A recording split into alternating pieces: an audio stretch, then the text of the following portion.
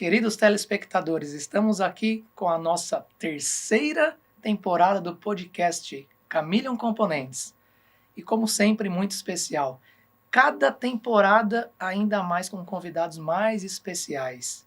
Meu nome é Jader, eu sou fundador da Chameleon Componentes, uma empresa especializada em insumos para a indústria de iluminação a LED. Trabalhamos com algumas marcas da Ásia, Estados Unidos, Taiwan.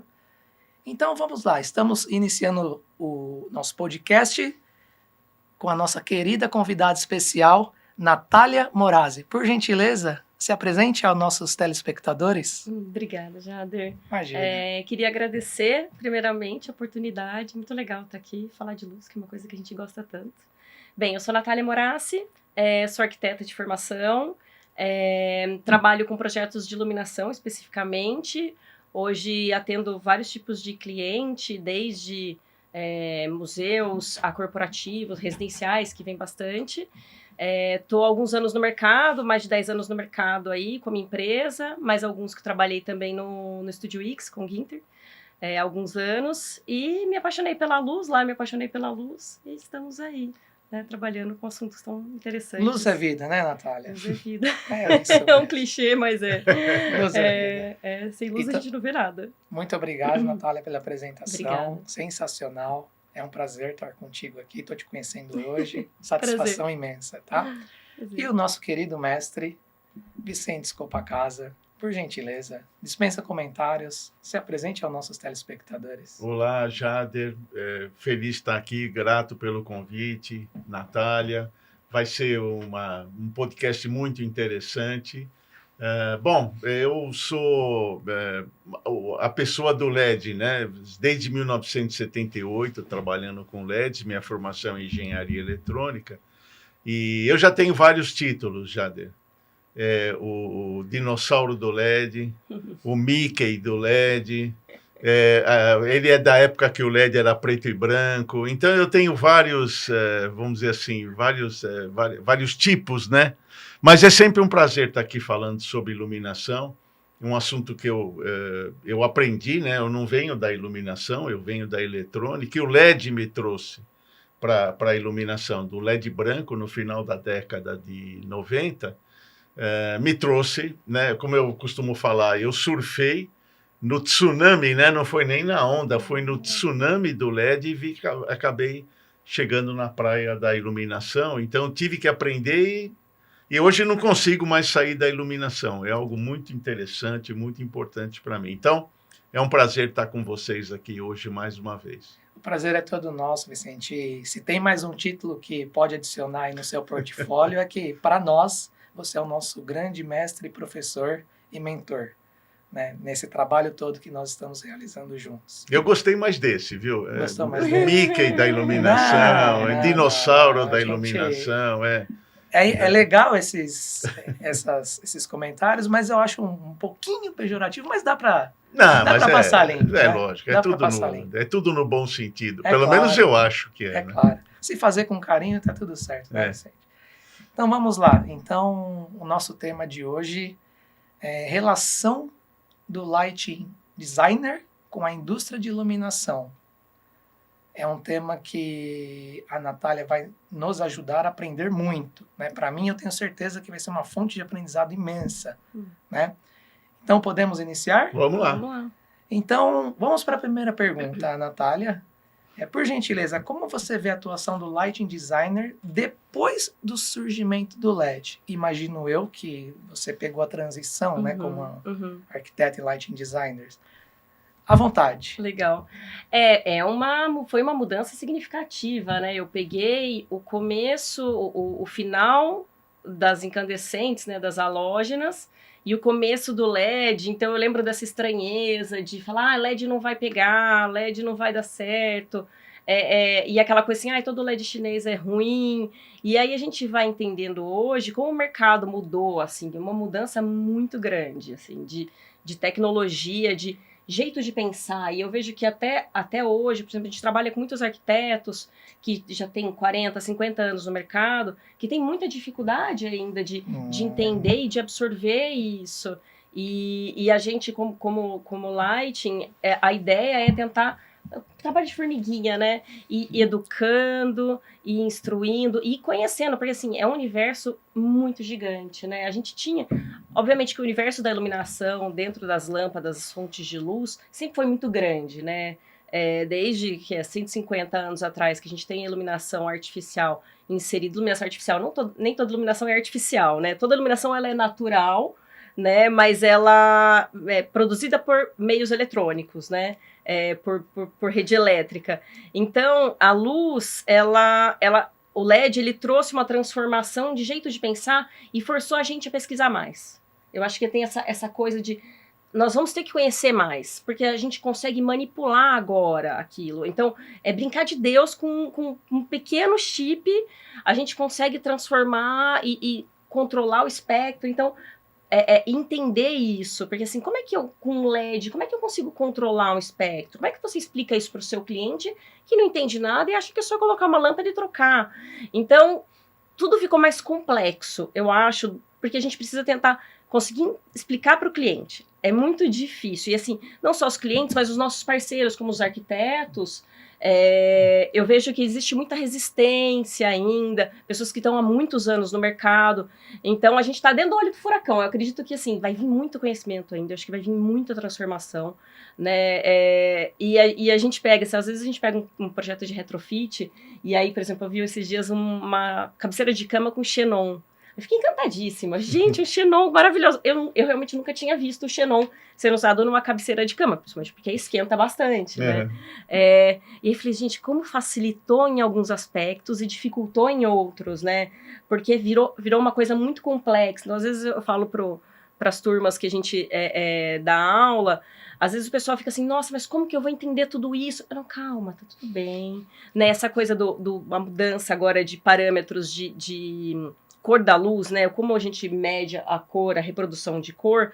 Então, isso até pra gente tá sendo alienígena, não alienígena, mas se acostumar com essa ideia de trazer isso para o mercado, de trazer essas novas informações, as pessoas, eu lembro, alguns anos atrás, a gente falando lá no LED Fórum, do RG e do RF do TM30, e aí eu lembro, acho que foi uma palestra sua até, e para mim foi, eu falei, meu Deus, como é que a gente vai fazer isso? Olhar isso agora, mais uma coisa para olhar, e aí virou uma avalanche de coisas, e aí você vai acostumando com a ideia, e vai entendendo, eu acho que é legal, porque a velocidade das coisas estão mais rápidas, né? E o projeto está mudando, então a especificação está mudando, os projetos estão ficando gigantescos, né? Porque eu tenho que ter uma grande especificação. Quando era lâmpada incandescente ou lâmpada fluorescente tubular, eu lembro que a gente tinha no nosso memorial toda a especificação da lâmpada e aqui do lado toda a especificação do driver, do reator, né? Do reator ou do ignitor. Agora eu tenho toda a especificação dos drivers. E aí é um outro universo, porque a gente acaba ficando muito segmentado dentro do lighting, muito segmentado dentro da fonte de luz. Na fonte de luz, reprodução, mas o driver também é importante, né? Você fala, nossa, se eu não tiver um driver bom, eu vou causar várias outras consequências que podem prejudicar e não na hora da compra. Na hora da compra, às vezes assusta. Né? Nossa senhora, eu falei, olha, por isso e por isso. Então a gente tem que ter argumentos, né? Como light, a gente tem que ter argumento para conversar. E é uma mudança bem grande de paradigma, assim, de conceitos, e eu acho que ainda vai vir muito mais coisa, né? Eu acho que ao longo da minha carreira, assim, eu acho que eu vou ver muita coisa mudar e a gente fala, nossa, isso aqui não vale mais, né? O IRC valia muito, agora não vale mais, calma aí, vamos lá. E é com conhecimento, né? Eu acho que trabalhando todos juntos, eu acho que não só o lighting, né, com o arquiteto, não só o lighting, mas a indústria também tem que andar junto.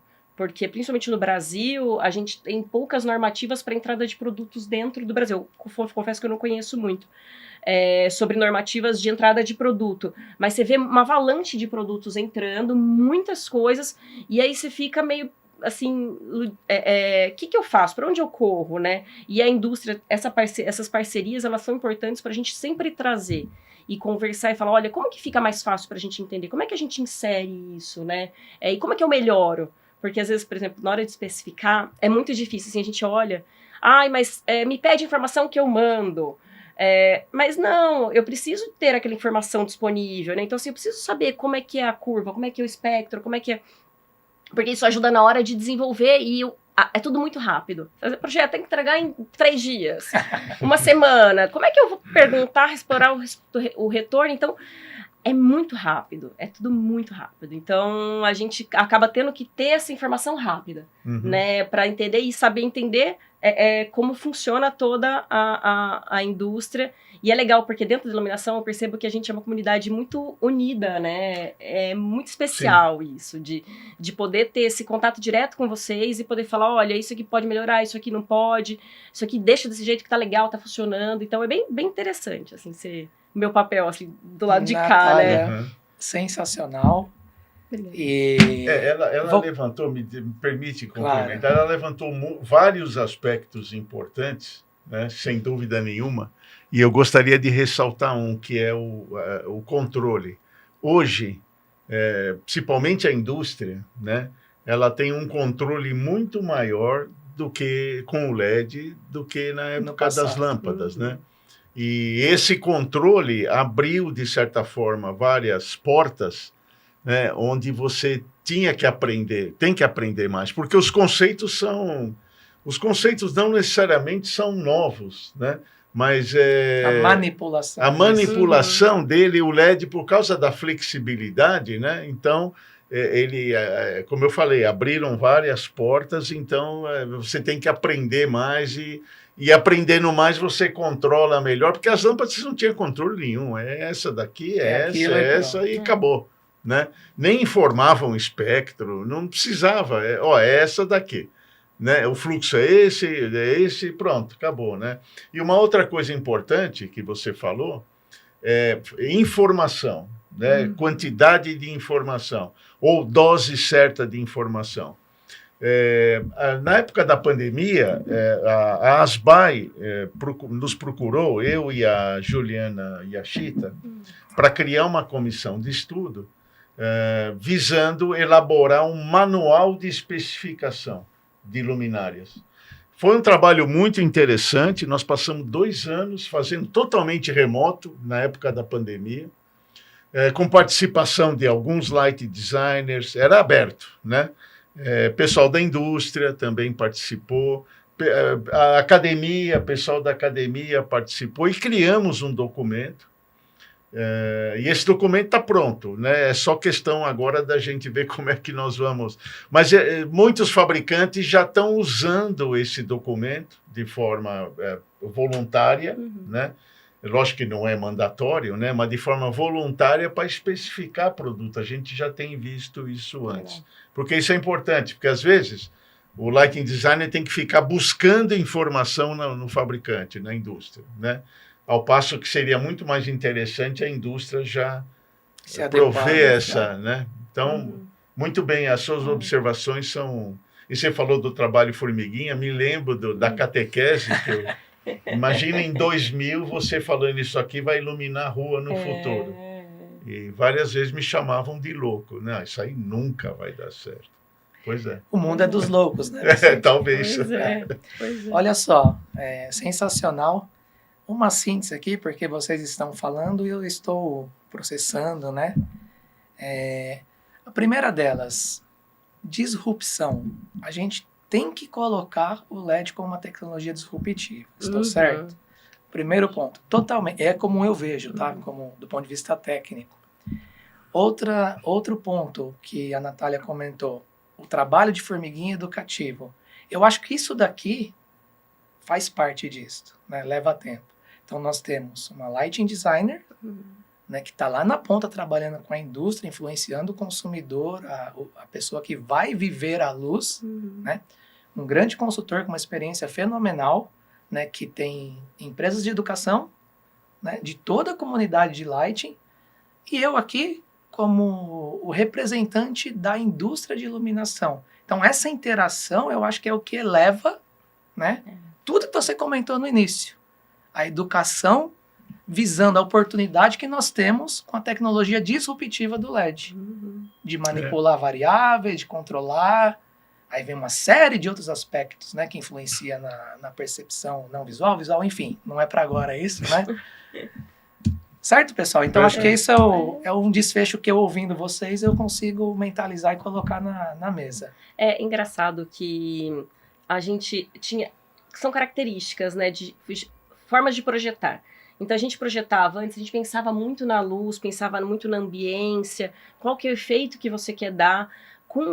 Quando entrou o LED, a gente precisou entender não só de atmosferas, de sensibilidade, de posicionamento, de detalhes de arquitetura, mas a gente precisou passar a entender tecnicamente, né? Por exemplo, eu saber que eu tenho que colocar um driver de tensão ou driver de corrente, dentro do driver de corrente eu consigo mudar as correntes para aumentar a quantidade de luz. Então, o lighting, o arquiteto, por exemplo, sou formada em arquitetura, sou especializada em iluminação, mas quando eu fiz a especialização em iluminação, essa parte técnica, ela não entra tão a fundo. Então, assim, para eu precisar entender de um driver, para eu saber que não vai ter flicker, que eu consigo aumentar a quantidade de luz. Então, nós começamos a ficar muito mais técnicos, eletronicamente, né? A engenharia entrou um pouco da engenharia na gente, né? O que a gente, às vezes, só sente um pouco.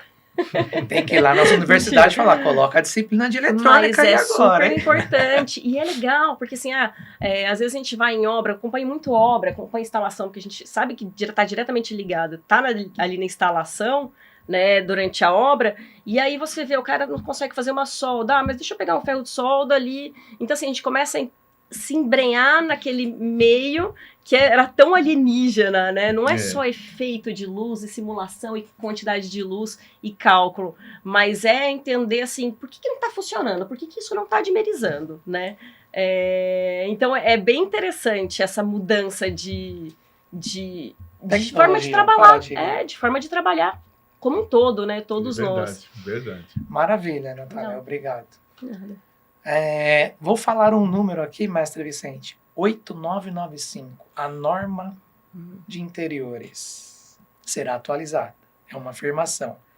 O que se espera destas mudanças na norma? Então, isso tudo é em consequência dessa nova tecnologia, né? A 8995, ela é uma norma internacional da ISO, e como a BNT é signatária da ISO, então a BNT acaba adotando as normas, né, ISO aqui no Brasil.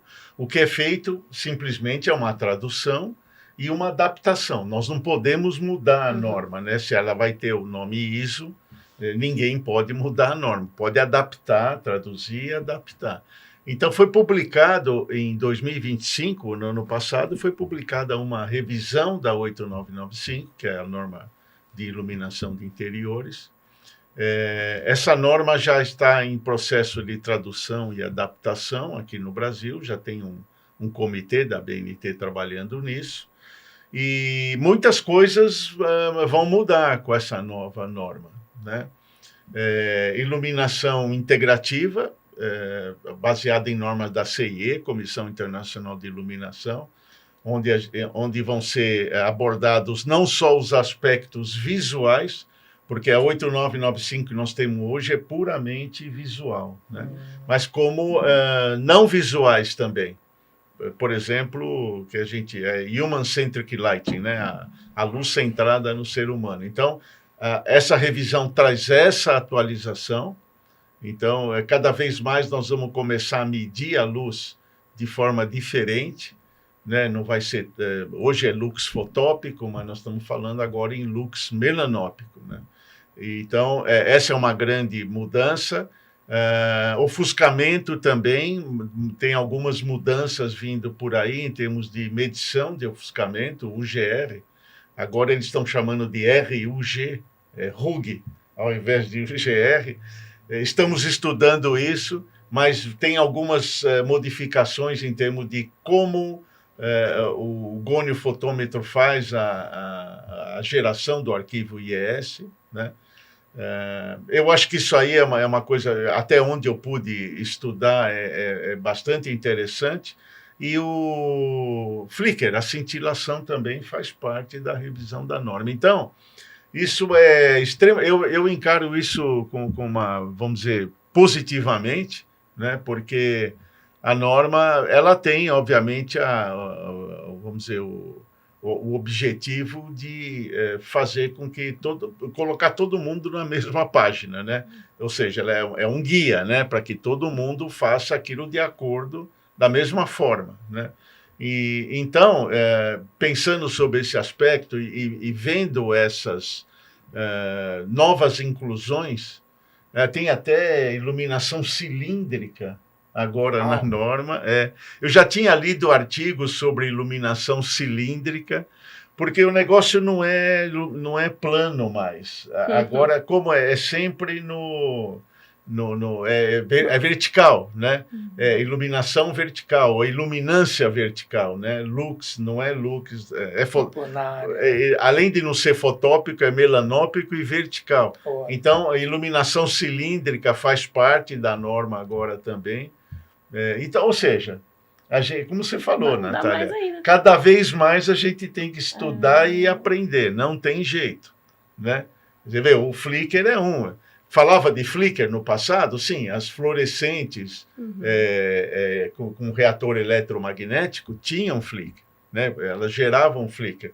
Mas aí, quando veio o reator eletrônico, resolveu. A incandescente, ela tem Flickr, mas dentro de normas, né? A porcentagem de Flickr não é prejudicial. Aí veio o LED, o Flickr voltou com tudo, né? Então, você vê, agora nós vamos ter que estudar Flickr com profundidade e mudar vamos dizer, a tendência do mercado. Por quê? Quanto menos Flickr, mais saúde. Né? Então, é aquela história, efeitos, estímulos visuais e não visuais, com as devidas respostas no nosso sistema psicobiofísico e fisiológico.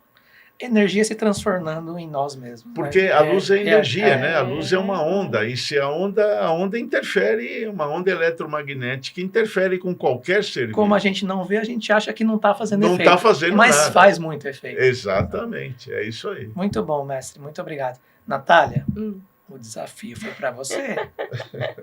Olha só essa mudança da norma, né?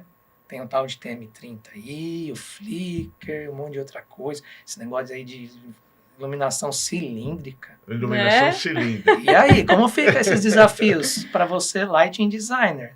Olha, é aquela coisa do projetar em 3 dimensões, 4 dimensões, e a quarta dimensão é sensorial, né?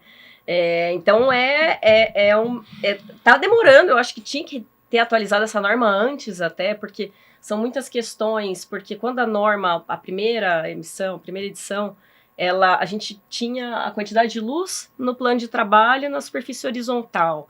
Mas assim, com coisas de poucos anos, superfícies de trabalho viraram verticais, né? E aí você já tem, dentro do teu campo visual, do teu cone, você tem todos os estímulos e a gente não avaliava isso. Eu fico imaginando você chegar lá no seu cliente e falar assim, agora eu estou fazendo uma iluminação cilíndrica para você.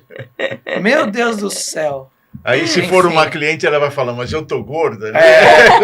Rapaz do céu. Cilíndrico, não dá a sensação de gorda, assim, não é nada disso. Não é nada disso. Mas a gente poder trabalhar no X, Y e Z. Isso. Assim como, por exemplo, que nem a gente vê formas de trabalhar. Então, a gente começou trabalhando na mesa, desenhando. Então, eu fiz faculdade, era desenho à mão. Depois, no meio da faculdade, vamos todos para o computador.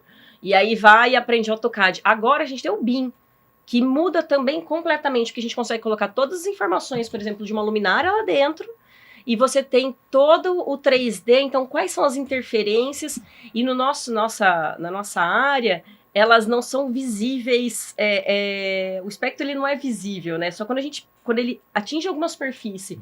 Então é muito imaterial de pensar nisso de uma forma mais, entre aspas, holística, né? Tem que ver como um todo aquilo. E é muito complexo você mostrar e falar, por exemplo, vou fazer uma mesa de reunião. Simples. Como é que é o ângulo de visão? Então, o que a gente acaba explicando para o cliente? Qual que é o ângulo de visão? Aquilo vai estar te incomodando? A criar ofuscamento. O brasileiro está muito acostumado com ofuscamento. A gente acho que quando não tem, acha que tá faltando luz. E aí você fala, nossa, mas por quê? Porque a gente está constantemente acostumado com o ofuscamento. E eu acho que, por exemplo, com o LED, com a vinda do LED, a luz ela se democratizou, né? As pessoas têm muito mais acesso à luz eletrônica, muito mais, só que elas não sabem como lidar com ela. Então, usa aqueles refletores de portaria, bate, ofusca, ilumina, ofusca, atinge a função, mas pode incomodar, pode gerar um acidente. Então, quais são os impactos? Eu acho que a norma ela vai vir para trazer um pouco mais de informação. E eu vejo assim, trabalhando em várias áreas, por exemplo, estou fazendo um shopping, estou fazendo uma residência. Qual norma que eu uso? Né? Porque, por exemplo, a 8995 não tem shopping center. Né? Tem um ou outro espaço. Como é que a gente residencial, os residenciais, que é 5413, que é super obsoleta, Isso, né? Que ela dá só um parâmetro. Então, assim, eu vou ficar usando a 5413, eu vou usar a norma de desempenho. E aí são muitas normas. Eu acho que a 8995 ela vai trazer um compilado mais abrangente de tipos de projeto, quais são as esferas em que a gente vai atender de segmentação. E também essa mais seriedade na hora da gente falar, por exemplo, de contraste. Né, que hoje a atual que a gente tem, ela fala dessa coisa do contraste que eu tenho que ter uma gradação, mas ela não eles não discorrem tanto sobre, né? Então acaba ficando, quem lê só, preciso de 500 lux na mesa de trabalho, dá para ter 500 lux na mesa de trabalho com faixa de luz, bati o luxímetro, tá, atendi, mas todo o contraste, e aí, como é que é? Essa qualidade, a luz integrativa, como que eu consigo integrar tudo isso? Como é que eu consigo trabalhar os materiais para que eu tenha muito menos contraste? Então, é um desafio bem grande e a gente vai ter que estudar bastante. Né? Aliás, você quer ver? Eu vou fazer uma pergunta para a Natália. Opa, eu gosto de perguntas. Natália, você vai sair daqui, você vai lá para o seu escritório, né, tal.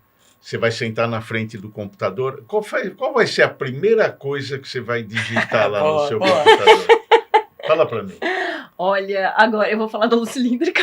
Hoje é sexta, bar. Qual é o bar que eu vou hoje? Não é Mas eu achei interessante essa da luz cilíndrica, eu achei bem interessante. A primeira coisa que você vai fazer... Novidade, adoro. Eu te conheço, iluminar...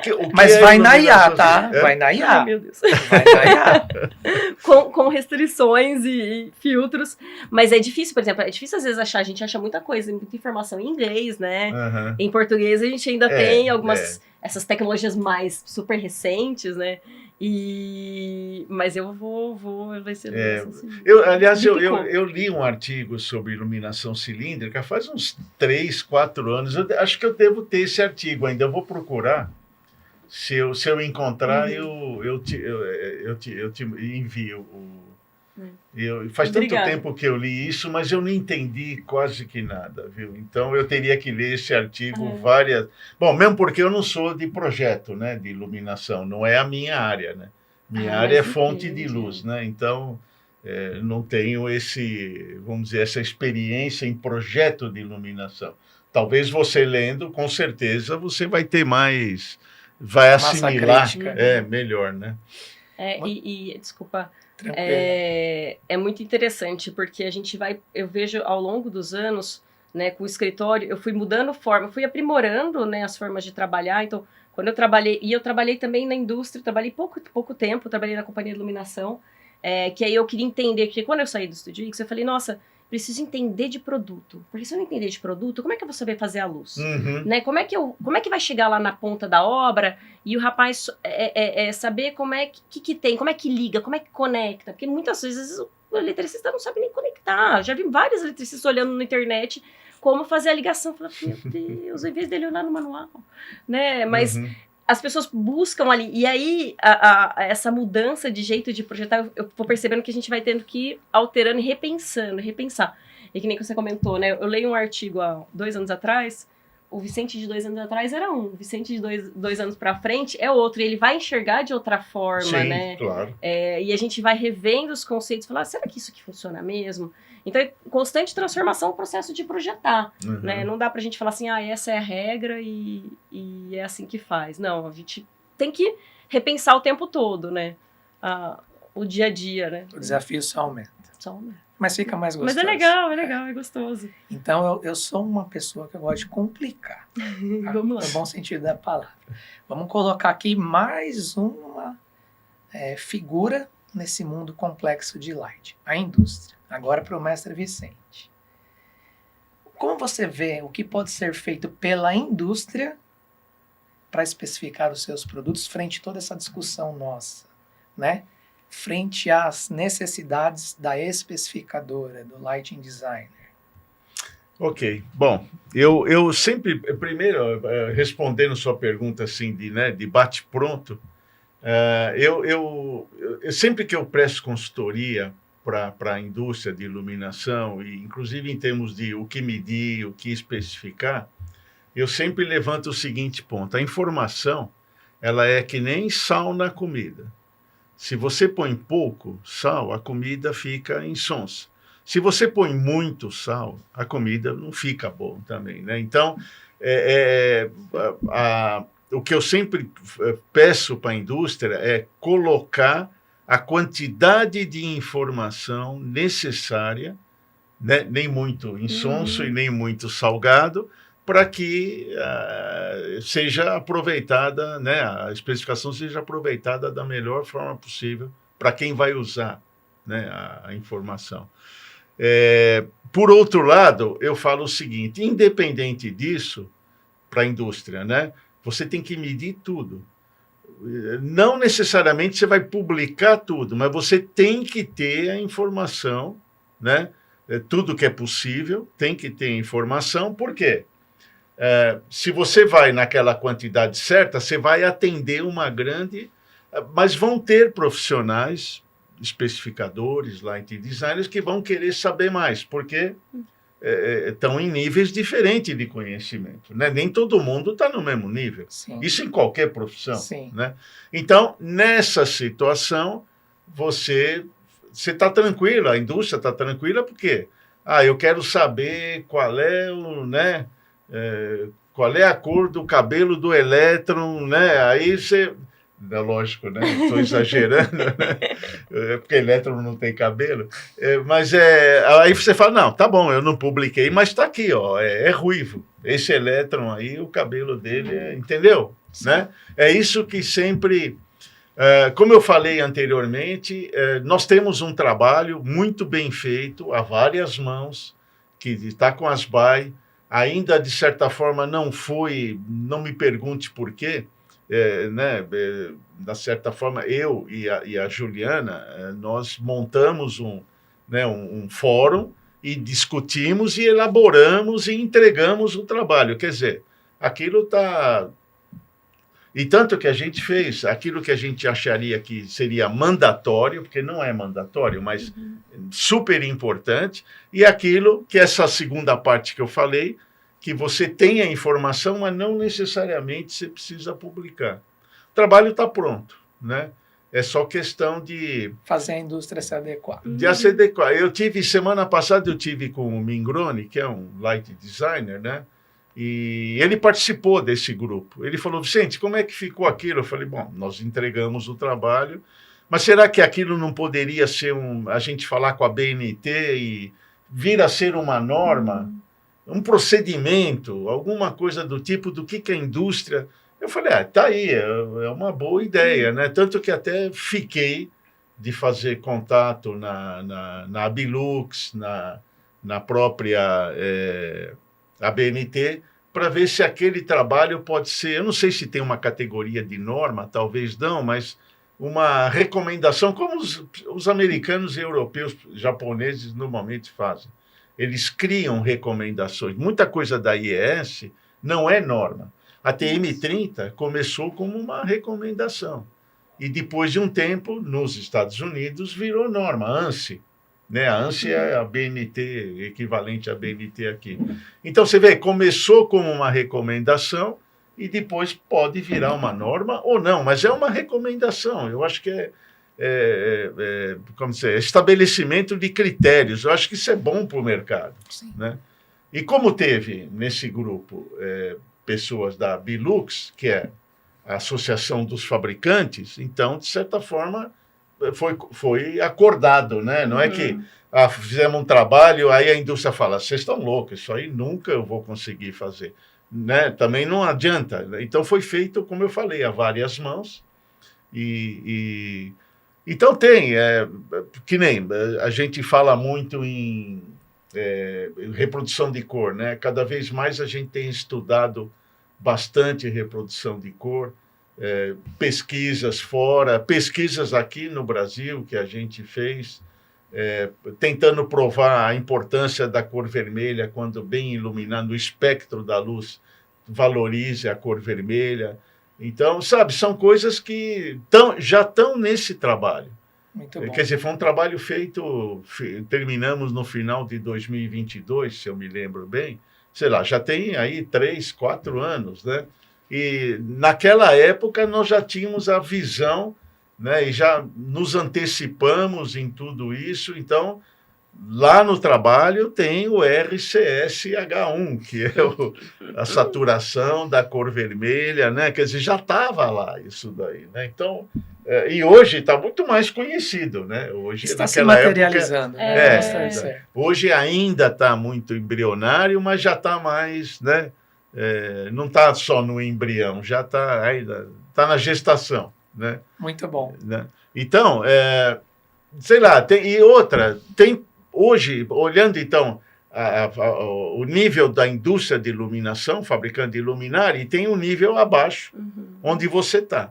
Na cadeia alimentar, ele está ali mais para baixo, que é o do componente, né, do LED componente.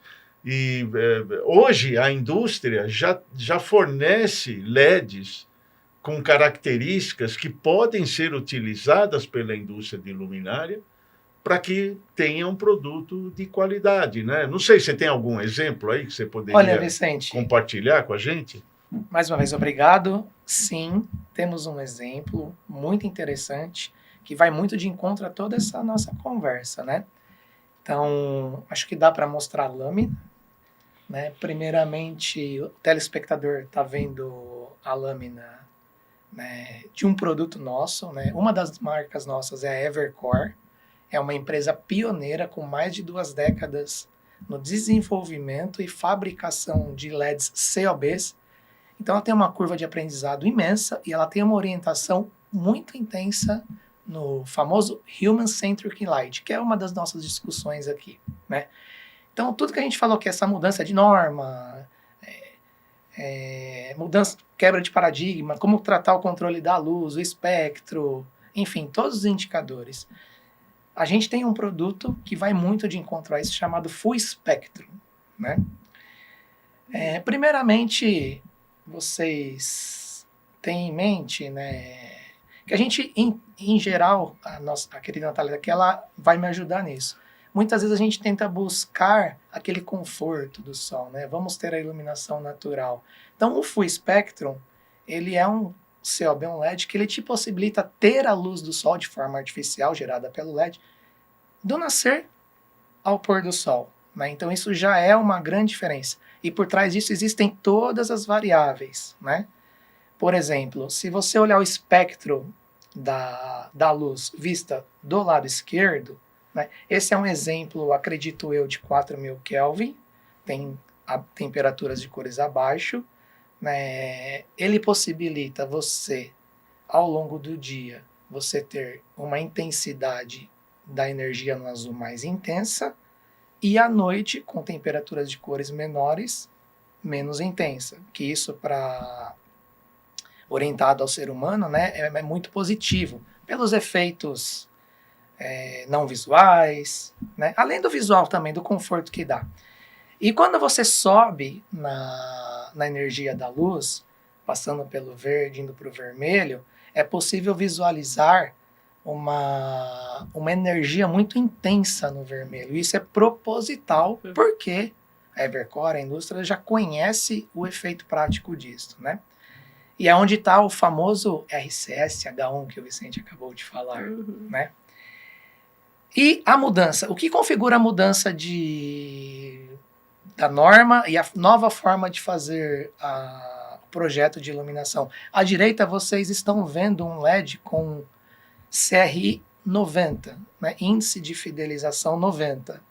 O que até então, por muitos ainda, é considerado ótimo, mas quando a gente coloca a TM30 do lado, a gente vê que ela não é tão ótima assim, né? E você já vê um LED ali à direita, com CRI 90, a variação, você vê ali no azul, tem um grande vale, né? Então isso já foge muito de uma iluminação de referência, como a incandescente, como a própria halógena, que ela é um pouco mais contínua. A exemplo, bacana, o né? full spectrum à esquerda. Você consegue traçar uma linha ali que você vai ver que é uma continuidade sem muitos vales, né? Então, o LED possibilitou isso. Então, o que o LED possibilitou da nossa conversa inicial? Já à direita, o CRI 90, você vê um grande vale, né? E pouca energia no vermelho. Né? O quadrado ali está mostrando a área, né? Para ter uma relação. É praticamente meio quadrado contra 90% de um quadrado. E os gráficos medidos nos termos da TM30, né? Que pega 99 amostras, tô certo, mestre? Certo. Contra 15 Não, 8 contra 8 do IRC. E quando você mede, né, com o TM30, você consegue ter uma fração maior. Então você consegue ter mais precisão nas diversas frequências de luz, se está sendo bom ou ruim. Aí esse gráfico mostra isso. É interessante você mostrar que quando o LD olha isso e fala, nossa, que coisa linda. Que lindo esse full spectrum. E o ciano, né, que é tão importante para o ser humano, se você ter uma boa reprodução do ciano especificamente. Você vê que no tradicional, mesmo com o IRC 90, ele tem uma queda no ciano muito grande. Tem. Muito bom. E aí, na hora que você vai lá para o full spectrum, você tem o ciano equilibrado e você tem menos o azul. Então, pra gente, a gente olha e fala, nossa, que lindo, por que todo mundo coloca esse gráfico pra gente conseguir você vê enxergar? Que a indústria de LED já evoluiu bastante, né, em termos de qualidade de luz nesses últimos anos, então é só uma questão da indústria de luminárias, né? E a gente vê esse movimento, isso é bom, né? A gente vê esse movimento aqui no Brasil. Nem todos os fabricantes, mas uma boa parte dos fabricantes, aqueles que têm mais compromisso com o mercado, a gente vê, nós estamos vendo o pessoal muito voltado a isso, a querer utilizar coisa boa, né? Que proporcione... Bom, é aquilo que nós falamos no começo, né? Essa flexibilidade é super importante, né? Esse controle está disponível. Temos um outro slide que é um complemento do que nós estávamos falando até então. Então, a Natália vai concordar comigo. Eu tenho um produto com iluminação pontual, que é o cobre, mas e aí todo o projeto, que eu preciso mais de uma linear? Então, a gente tem que ter uma solução também de um LED que complementa, para você não ter essa dispersão, essa diferença de qualidade na aplicação. Então, aproveito para apresentar a nossa outra marca, que é a Manlux, tá? Uma empresa com sede nos Estados Unidos, no Vale do Silício, que entende essa necessidade e fez esse complemento no portfólio, que a gente vai para o Full Spectrum 2835, muito utilizado para luminárias lineares. E nesse slide, nós conseguimos ver mais gráficos que vai de encontro à TM30, né? Então, meio que no centro acima, olha que legal, à esquerda embaixo, esse daí eu já tenho quase certeza que já é o de 2.700 ou 3.000. Olha a quantidade de energia no azul, como é baixa. E da mesma forma, ele não tem aquele grande vale do azul, que foi o que você mencionou. Aí você vai subindo, subindo, subindo, e a energia do vermelho continua sendo alta.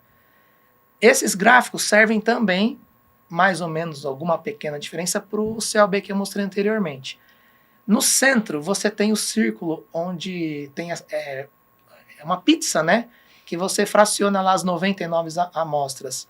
E aí você consegue ver o índice de fidelidade, a saturação, o DUV e o CCT. 2.700, acertei. Tá 2.600 e pouco lá. Então, fidelidade, 97. Então, nós estamos passando de 90 do CR, que é bom, para um 97. E outra, isso é medido, conforme a TM30, com 99 amostras, o que se torna muito mais agradável. Saturação à direita, 100. Ou seja, ele está exatamente com a naturalidade. Ele não satura e nem satura a luz, né? Então, a cor que você está vendo é efetivamente a cor que está lá do objeto, natural do objeto. É como se fosse o Sol. O Sol do meio-dia. É a referência a 100, perfeito. DUV negativo, o que é muito bom, que dá uma intensificação na percepção do vermelho, né? E embaixo está muito pequeno, é onde a gente consegue medir o RCSH1, que é o primeiro número lá. Eu tenho aqui no slide, ele é 0. Então é a naturalidade absoluta do Sol, Aham. o que é muito bom também. Uhum.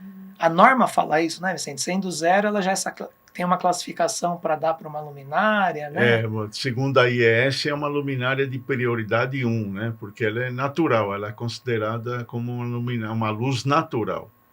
Perfeito. Né? Porque sempre aquela história, né, de luz natural e luz artificial. Né? Artificial a gente já abominou. Né? Qual é a diferença? A diferença está no espectro. Porque o fóton ele é uma partícula física. O fóton que está no Sol é o mesmo fóton que está na luz elétrica. Né?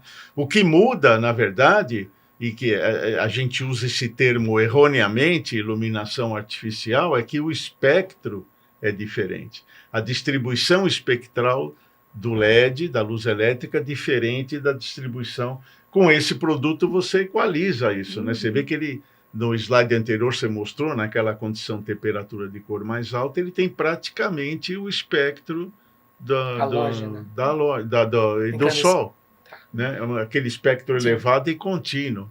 Então, é isso. Então, e aí você vê que você pode considerar como uma luz natural, mesmo não sendo gerado pelo Sol. Porque você tem os comprimentos de onda, você tem a quantidade de energia, de certa forma, e o fóton é partícula física. Né? Ele não existe fóton artificial.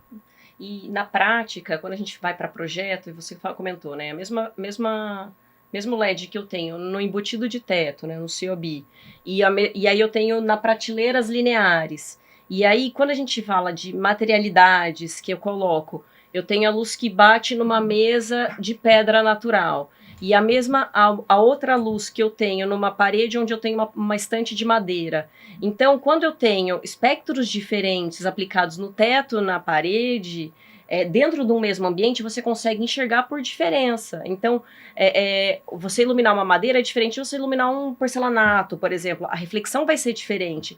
Quando a gente tem essa fidelidade, em que eu tenho a fidelidade de cores e fidelidade até de saturação, saturar ou menos, saturar mais, você consegue ter um projeto mais consistente. Então, assim, eu não vou ficar com medo de o LED que eu colocar na estante com a marcenaria vai ficar diferente do LED que eu tô lá em cima. Então, às vezes a gente olha alguns projetos, as coisas que a gente, às vezes, o cliente compra por conta própria aquela fita e colocou lá. Você vê claramente a diferença. Uhum. Então, assim, é triste a gente ver que tem muito produto no mercado, e aí para a gente filtrar e conduzir isso, e eu acho que trazendo o conhecimento é uma forma de falar, olha, o teu resultado final pode ficar muito melhor se você tiver um produto mais confiável. Então, eu vou usar o mesmo espectro em cima e na estante, ou eu posso alterar isso. Então, por exemplo, no supermercado, a gente pode alterar o espectro para saturar um pouquinho mais ou saturar menos. Então, é uma forma de venda, uma estratégia de venda. Então, essa manipulação, essa mágica,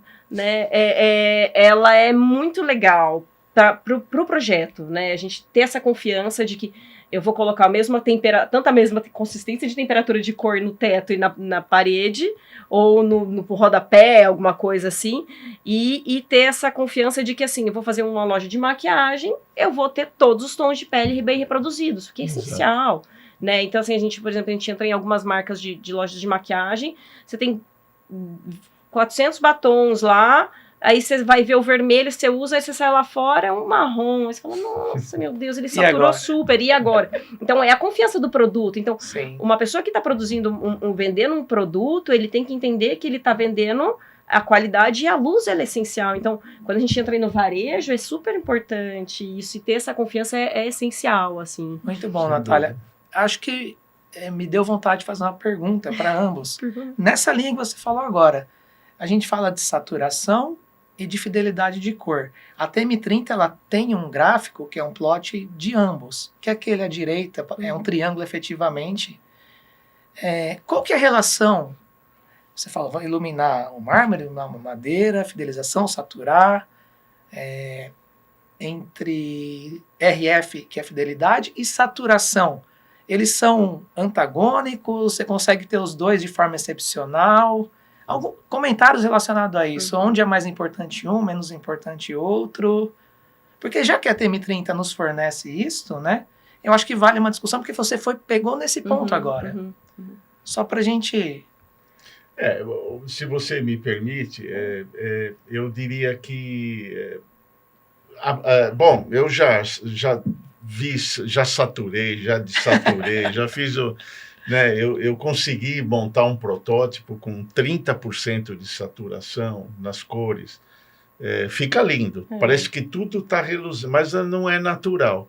Então, o que é, depois de tudo isso, qual é o meu norte? O norte é ter uma luz elétrica mais natural possível. Para eu ter uma luz elétrica mais natural possível, eu uso a TM30, eu uso o RF e o RG. Então, o RF é 100, máximo, como o IRC, porque mede fidelidade, só que tem 99 amostras ao invés de 8, mas o IRC não fala de naturalidade, a TM30 fala. Então, o RG também 100, porque se eu medir o RG do sol do meio-dia e de uma lâmpada halógena, o valor vai ser 100. Então, naquele triângulo ali, o ideal é que eu tenha o ponto no vértice do triângulo. Porque se eu medir uma halógena, aquele ponto, eu já medi, vai estar exatamente ali. Então, eu acho que a luz tem que ser a mais natural possível. Você fala, mas se eu saturar, eu vou criar uma... Né? Tudo bem, você vai, mas será que é preciso? Será que é fiel? Nós estamos muito... A nossa vida toda a gente está acostumado com o sol. Né? A gente se sente bem no sol. Hoje, os mais novos não, mas eu sou da época da incandescente, né? Sempre gostei da halógena e da incandescente, né? Então, mas esquece a halógena e incandescente, elas não existem mais, vamos falar do sol. Então, se eu tiver uma luz que seja muito próxima, no caso de qualidade de luz, do sol do meio-dia, ótimo. Agora, eu posso ter mais do que isso. Eu posso ter uma luz que mimetiza o sol da manhã, eu posso ter uma luz que mimetiza o sol do final do dia. Quer dizer, isso é fantástico. Como você falou, a gente brinca de Deus, a iluminação, né? A gente está criando luz, né? Então, eu diria que manter a naturalidade é o mais importante, é o ponto. Fico muito feliz de ouvir isto, porque a gente olhando para o nosso gráfico ali do nosso produto está não perfeitamente no vértice, mas, salvo alguma tolerância, está ali no ponto. Então, a gente pode considerar esse produto um produto excepcional nessa linha de raciocínio. É sempre um equilíbrio, né? Então, eu acho que a gente tem que pensar no equilíbrio e nas várias aplicações. Eu acho que a gente poder saber que pode alterar o espectro é muito legal, porque a gente consegue fazer várias experiências. E eu acho que cada projeto, ele vai ter uma intenção. Então, às vezes, a intenção... Porque hoje a gente fala muito sobre experiências, né? Então, a pessoa vai entrar num espaço, ela quer viver aquela experiência. E, às vezes, a experiência é saturar um pouquinho tal cor, né? Então, poder manipular e controlar e saber que a indústria fornece isso aí, Nath, eu tenho aqui um LED que ele está saturando no violeta. Você tem interesse? O que você acha? Tem alguma aplicação? Ou eu recebo algum projeto e falo, nossa, aqui podia ser uma coisa um pouco mais... Só que tem que ter muita consciência, porque é aquela coisa, a gente está manipulando uma informação, né? Eu saturar a cor da carne num restaurante é manipular uma informação. Então, a gente tem que ter muito bom senso, né, para saber até onde a gente pode trabalhar essa... E eu acho que o caminho do equilíbrio para a indústria como um todo, para todo produto que vai soltar de prateleira, ele tem que ter esse equilíbrio da naturalidade. E, salvo alguns casos, a gente poder saber que pode manipular e que é interessante, né? E o ideal da gente chegar dentro do espectro, full espectro, né, de ter essa naturalidade da luz do sol, é que não só nós, seres humanos, mas todo o meio ambiente, as plantas, os animais, então isso é muito importante. Né? A gente fala de, por exemplo, iluminação de paisagismo. Eu vou iluminar aquele paisagismo, por que eu... pode colocar um LED qualquer um aí que tá bom, é o mais baratinho, porque não vai interferir no meu dia porque não tá dentro do meu ambiente. Mas em todo o meio ambiente, né? Então, assim, a gente tem que trazer essa consciência também. A gente vai brincar de Deus, mas, assim, Deus pensou em tudo, né? E não só o ser humano. E nós somos natureza. O ser humano é natureza. A gente se separa, às vezes, disso. Muito bom. Né? E a gente não pode... Nós somos a natureza. Então, eu não posso esquecer dos insetos, das plantas. E essa manipulação, ir para o caminho da naturalidade próximo da luz do sol, eu acho que é um caminho muito mais sensato, né? E pensando como um todo, em todos os seres. Eu acho que sempre pensar em todos os seres e não só nos seres humanos, né? Perfeito, É Natália. isso. Muito legal ouvir isso. Acho que eu concordo em todos os aspectos. Então, acredito que nós fechamos o nosso Que legal. Acho que sim, né? terceira temporada. Passou ponto rápido, né? Muito rápido. Uma muito hora agradável. passou super Muito bom. rápido. 55 minutos. Podemos ficar agradável. falando o dia inteiro O aqui. dia todo. E falar assunto de para luz. isso não falta. Então, vamos nos despedir dos nossos telespectadores. Ah, que legal. Queridos telespectadores, a minha gratidão é imensa a vocês que estão com a gente, né? Muito obrigado mesmo, espero que tenha sido muito relevante, de geração de muito valor e conhecimento a vocês. Então fica aqui as minhas palavras de obrigado. Natália, quer falar alguma coisa para o telespectador? Quero agradecer a todos que ouvem, né, aceitam essa discussão, que eu acho que é uma discussão contínua, e trazer mais questões é super importante. E agradeço, Vicente, pelo convite, Jader, pelo convite. É muito legal, a gente se anima de falar de luz, porque a gente gosta disso. E muito obrigada a todos vocês que estão ouvindo aí. Obrigada. Muito bom. Vicente, alguma coisa para o nosso telespectador? Por Não, só gentileza? dar um tchau, né? E dizer que muito bom ter todo mundo assistindo aqui a gente. Foi uma experiência bastante interessante esse nosso papo aqui. Agradeço você, Natália, por ter aceitado o nosso convite, tá? Enriqueceu bastante o assunto. Então, só desejar um até a próxima vez, não é isso, já? É isso. E também a minha gratidão a vocês dois, né, por estar aqui conosco. Então, estamos fechando com dancinha. Com dancinha. Cama, cama, cama, cama, cama, Camilion. Gratidão imensa. Até a próxima. Até mais. Obrigada.